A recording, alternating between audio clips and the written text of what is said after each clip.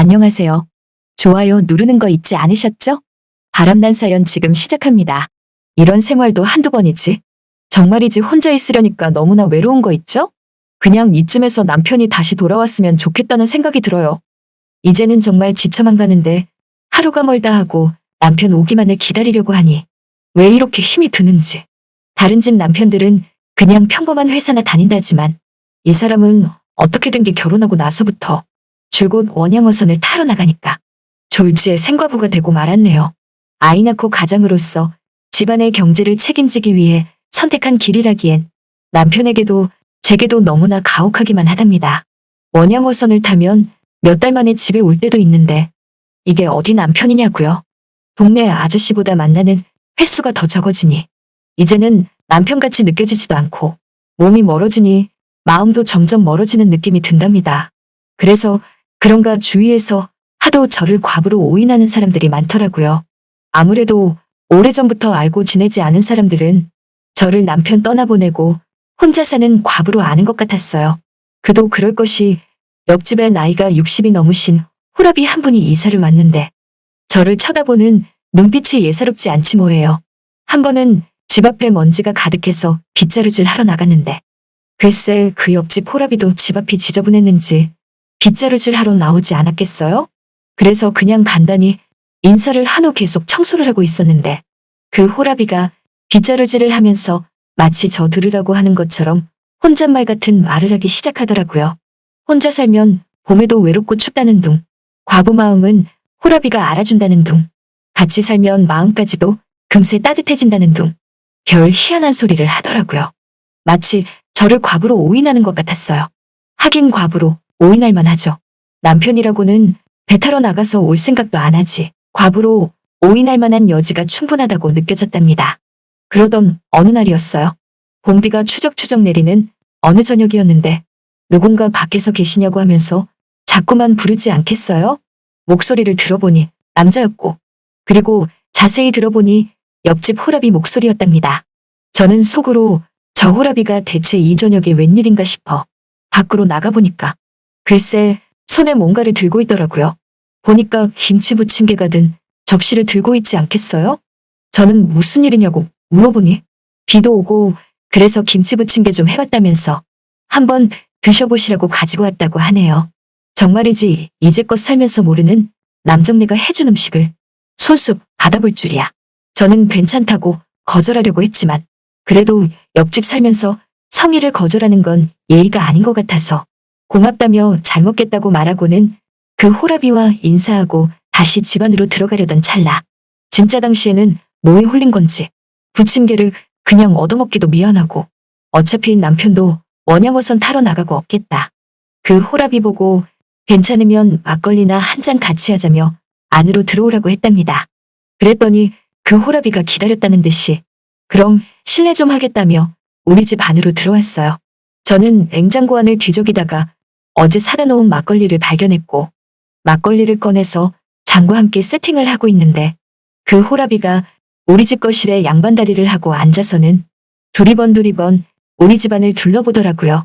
그러다가 거실 한켠에 걸려있는 결혼사진을 발견하고는 사진 찍은 지 별로 안 된 것 같은데 남편분이 일찍 떠나서 어쩌냐며 제게 뜬금없는 위로를 하는데 저는 그냥 저를 이왕 과부로 하는 이 호랍이에게 남편에 대해 이러쿵저러쿵 말하기도 귀찮고 해서 그냥 그러려니 하고 넘어갔답니다. 그렇게 옆집 호랍이가 부쳐온 김치 부침개에 우리는 막걸리를 마셨어요. 그런데 이 김치 부침개 어찌나 맛있던지 이제껏 제가 먹어본 김치 부침개와 차원이 다르더라고요. 그래서 제가 정말 맛있다며 비법이 뭐냐고 물어보니까 비법은 사실 카레가루라면서 카레가루를 넣으면 김치 부침개가 더 맛있고 그리고 부침가루와 튀김가루를 적절하게 섞어서 하면 더 맛있다고 했답니다. 저는 어쩜 그렇게 잘하냐며 요리를 잘하신다고 말하니 사실 자기는 얼마 전까지 유명한 음식점의 셰프였다고 하더라고요. 그런데 왜 일을 그만뒀냐고 하니까 요리는 이제 그만하고 다른 일을 찾고 있었는데 막상 할 일도 마땅치 않고 그리고 요리하다가 아내까지 잃고 나니 요리라면 정말 이제는 치가 떨린다는 말을 했답니다. 난 그 소리가 대체 무슨 소린지 몰라서 요리하다가 아내를 일타니 무슨 소리시냐고 물어보니까 사실 그날은 당시에 본인이 일하던 음식점에 큰 예약이 있었는데 그 예약 손님들은 바로 전계에 있는 높으신 분들의 예약이 있는 날이었다며 자기가 있는 고급 식당의 메인 셰프로 있다 보니 그 예약 손님들을 꼭 받아야만 했었다고 하더라고요. 그런데 하필 출근하고 나서 아픈 아내의 병이 도졌고 중병으로 병원에 입원해 있었던 아내의 임종을 곁에서 지켜보지도 못한 채 그 시간에도 셰프로서 요리를 만들었다고 하지 않겠어요?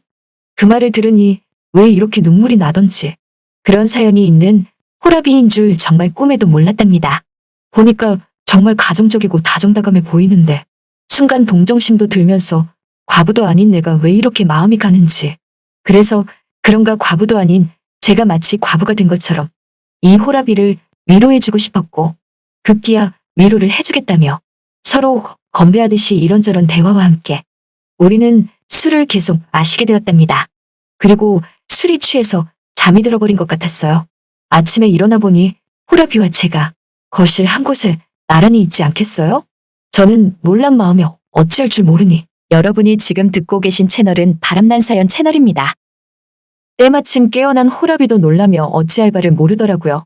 그런데 그때 이제 그만 가야겠다고 하려던 찰나 갑자기 호라비가 제 두 손을 꼭 잡으며 사실 오래전부터 좋아하고 있었다고 뜬금없는 고백을 하지 뭐예요.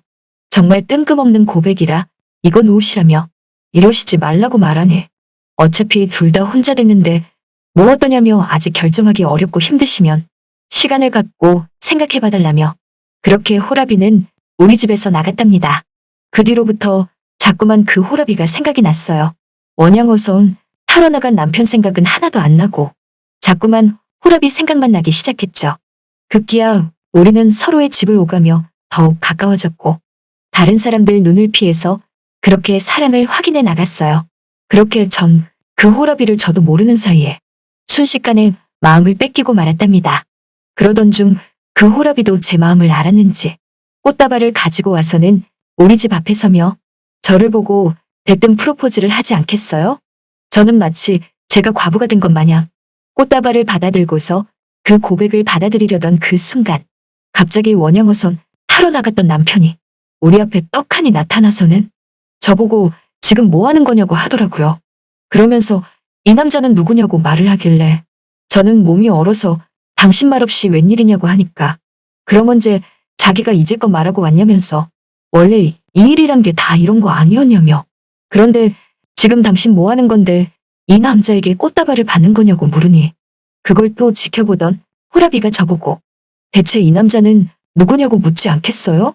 그 말을 들은 남편은 그 호라비에게 누구긴 누구냐며 이 여자 남편이라고 하니까 그 호라비가 갑자기 넋이 나간 듯 나보고 그게 사실이냐고 묻더라고요. 그럼 어떡해요? 남편이 떡하니 앞에 서 있는데 아니라고 할 수도 없고 사실이라고 말했죠. 저는 과부가 아니라 보시다시피 남편도 살아있는 평범한 주부라고 하니까 호라비가 저보고 그걸 왜 이제서야 말하냐고 하길래 전 그 호라비에게 내가 과부라고 말했던 적 한 번도 없었다며 그쪽이 오해한 거 아니냐고 하니까 그 호라비가 갑자기 프로포즈 하려던 꽃다발을 바닥에 던져버리며 뭐 일단 여편네가 다 있냐고 하면서 가더라고요. 그 모습을 지켜본 우리 남편은 그 호라비 어깨를 잡고 돌려 세워서 얼굴을 주먹으로 내려치며 다시는 우리 집에 얼씬거리지 말라고 했답니다. 정말 저 남편 없이 살다 보니 그동안 제가 어떻게 됐었나 봐요. 막상 남편이 다시 오니 어찌나 좋던지 옆집 호라비와는 차원이 다른 잘생기고 듬직한 우리 남편. 남편은 이제 원양어선은 안 타겠다며 그동안 모은 돈으로 조그만 가게라도 차리자고 해서 우리는 가게를 차렸고 동네에 조그만 한식집을 차렸는데 그곳에 그 호라비가 손님으로 모르고 들어오지 않겠어요? 보니까 옆에 새장가들 아줌마도 데리고 왔더라고요. 그 사이에 또 언제 저런 아줌마를 만나게 된 건지 아무튼 식당을 운영하는 저를 살짝 의식하나 싶더니 계산하면서 제게 하는 말이 자기가 전직 셰프로서 하는 말인데 음식에 조미료 좀 작작 넣으라고 훈계를 하지 뭐예요. 그리고 나서 뒤도 안 돌아보고 휙나가더라고요. 그러길래 누가 오해하래요? 지금 생각해보면 우리 남편이 최고인 것 같아요. 밤낮 안 가리고 저를 기분 좋게 해주는 우리 남편이야말로 정말 최고랍니다. 당시 한눈 팔았던 제 자신에게 너무나 죄책감이 들고 그리고 남편에게 더더욱 미안한 마음뿐이랍니다. 아무튼 지금보다 가게가 더더욱 잘 돼서 남편이 다시는 원양어선 타러 나가는 일이 없었으면 좋겠고 저 또한 남들이 과부로 오인하는 일이 없었으면 좋겠어요. 살짝 즐긴 것도 사실이지만 그래도 과부보단 남편 있는 현재의 내 모습이 훨씬 낫죠.